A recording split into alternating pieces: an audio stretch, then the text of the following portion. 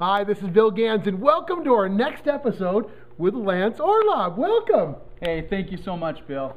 You know, this is such an exciting thing. In Lance's last video, we talked about Lance getting started, Lance's background as a loan officer the decade before. The decade before. We know what that means. But the interesting thing is here in Lance's second video, we want to talk about the why. And the why is very interesting when you talk to Lance. Lance, let's talk for a moment about why. Well, you know, they say that everybody eventually reaches 12 o'clock. And that means that they become open. Right. Obviously, this economy has caused a lot of people's clock to strike 12. Sure. Okay. Now, they also say that that window, okay, is from 12 to 1. And I joke and I like to say, well, mine was maybe from 12 o'clock to 12:03. His was narrow. Yeah. And do you know the metaphor? The metaphor is, when is somebody approachable in their life? When can you talk to them about a subject? When can you bring them an opportunity? Kenton Worthington watched as Lance's friend for many years and said he was a tough one to find his 12 o'clock. Yeah, and so, you know, he invited me to lunch one afternoon, and it was crazy because it was a Friday afternoon, Sure. and it was actually a week before payroll. Okay. Wow.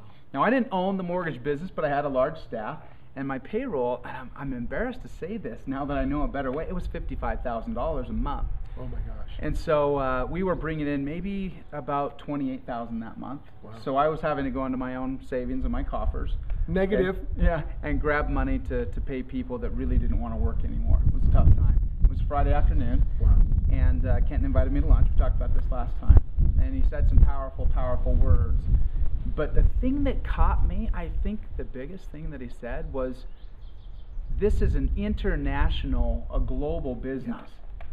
And I had done really well nationally, okay? And I was looking for the next better thing, or Sure, the next thing. sure.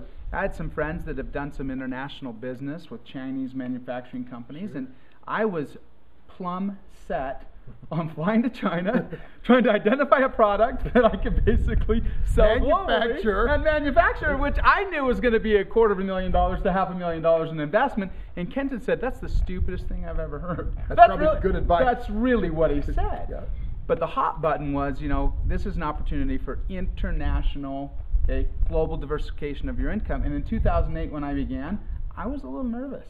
Sure. Here I had basically had the rug pulled out from underneath me, and I was a little bit worried about where our economy was going, and, Sure. and quite frankly, again, I put all my cards and all my trust into the government Right. of the United States of America. That's basically Right. who my partner was, if you will, Right. FHA loan officer.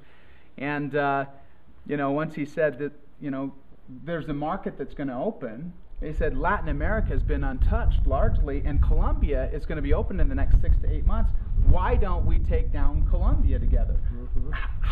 I looked at him like, you're nuts. I don't speak Spanish. Okay, I don't know anyone from Colombia. And more importantly, I'd always thought in the back of my mind, I can't travel. You know, I'm a father of 6. Here in Okay. Utah.